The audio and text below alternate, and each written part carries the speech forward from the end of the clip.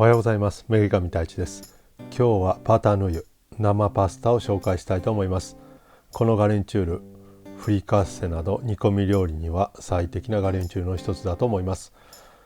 パスタマシンがあれば簡単に家で伸ばして作ることができますので、ぜひ挑戦してみてください。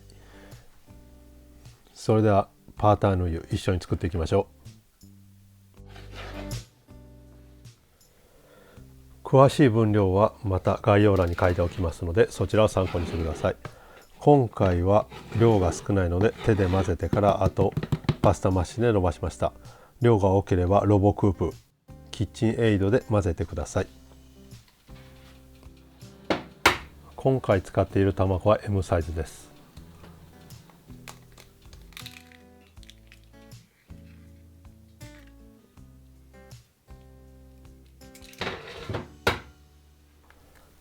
卵黄2個に全卵2個です。この時殻が入らないように気をつけてください。もちろん血の塊などあればこの時に取り除いてください。先ほど測った粉をタミゼふるいにかけます。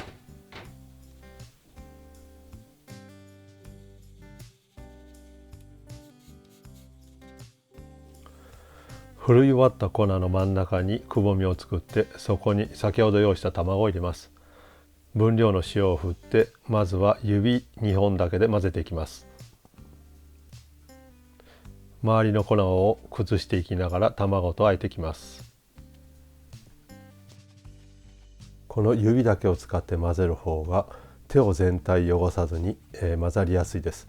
もし手全体で混ぜてしまうと手のひらとか指に全部に、混ざりきってない粉がドロドロの粉がついてしまいます。指2本だけだと後で取る時に非常に取りやすいので、指2本だけで混ぜています。このように最後の方になると粉をつけて軽くこすってやれば指から粉が取れます。ざっくり全体的に混ざったら、このようにカードを使って周りの乾いている粉の部分を中央に寄せながら手とカードを使って混ぜていきます。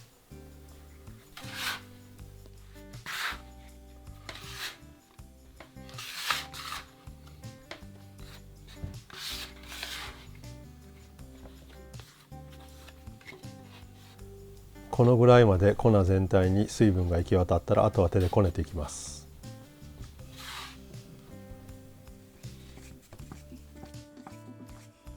パスタのこね方は前に押し込むようにパートをずらして、あと右回りでも左回りでもいいので少しだけ反転させる、それを繰り返して混ぜていきます。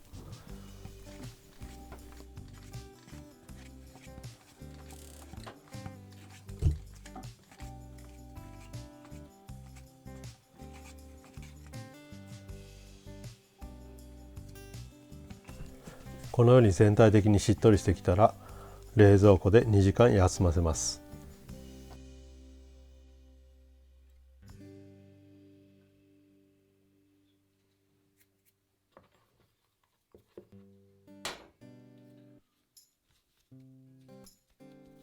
冷蔵庫から出したら粉を打ちます。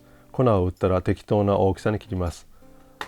あとはパスタマシンの一番分厚いサイズに設定して伸ばしていきます。今回量が少なかったので手で伸ばしましたけども、もちろん綿棒を使ってください。まず一番幅の分厚いサイズでパスタを伸ばします。こう伸ばした後、生地をもう一回折り込んで反転させてもう一度生地を伸ばします。この動作を繰り返すことによってよりコシが出て美味しいパータフレッシュになります。このようにまた半分に折って方向を変えてまた伸ばします。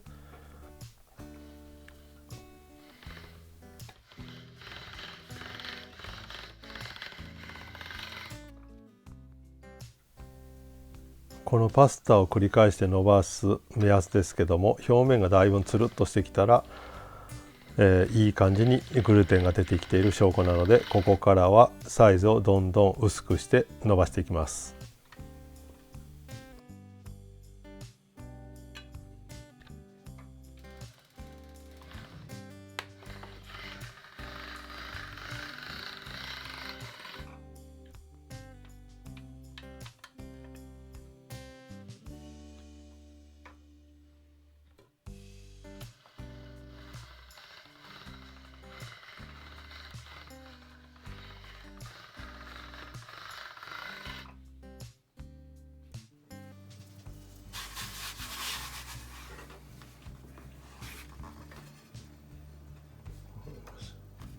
ここまで薄くなるとくっつきやすいので、軽く粉を打ってどんどん薄くしていきます。好みの薄さまで薄く伸ばします。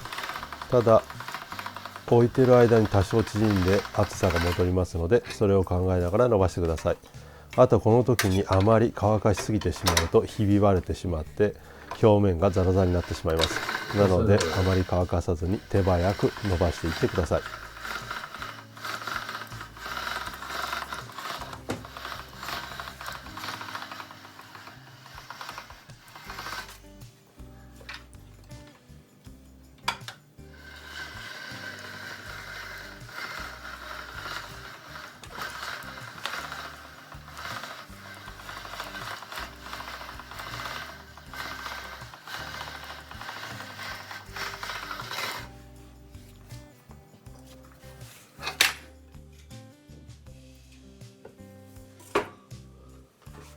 自分の好みの厚さまで伸ばせたら、あとは食べやすい長さに切り揃えてパスタ状にカットしていきます。これも付属品がついてますので付属品を使ってください。向かって左側にある方がフェットチーネタイプですね。もう右側の方にあるのがもうちょっと細いスパゲティタイプになります。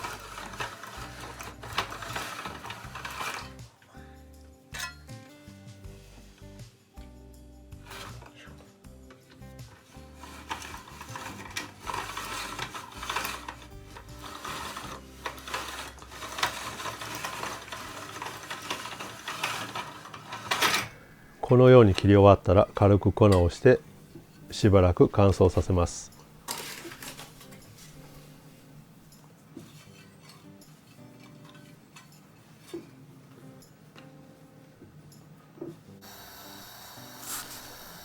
あとは普通にパスタを湯がく要領で湯がいていきます。沸いて塩を入れてるお湯の中に先ほどのパスタをほぐしながら入れます。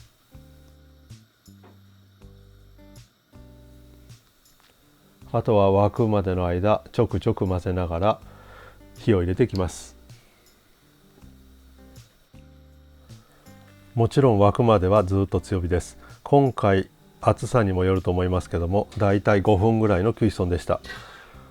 もちろん時々食べて硬さをチェックしてから引き上げてください。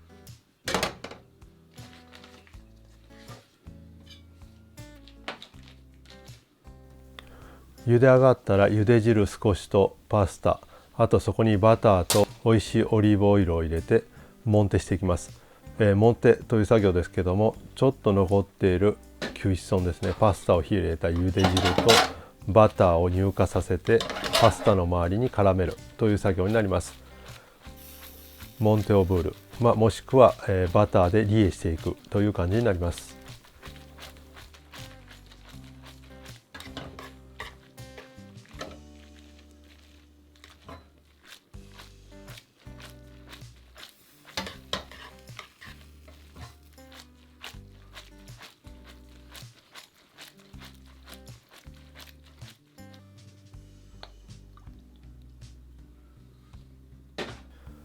最後にもう一度美味しいオリーブオイルを入れて軽く和えたら完成です。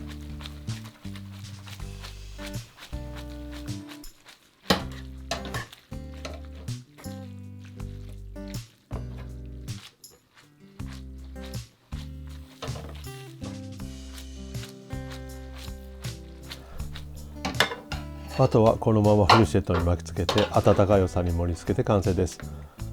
好みでこの時リエする時にフロマージュラペ、パルメジャーノラペなどを入れてもらっても美味しいと思います。非常に簡単なのでぜひ挑戦してみてください。それではお疲れ様でした。ボナペティ。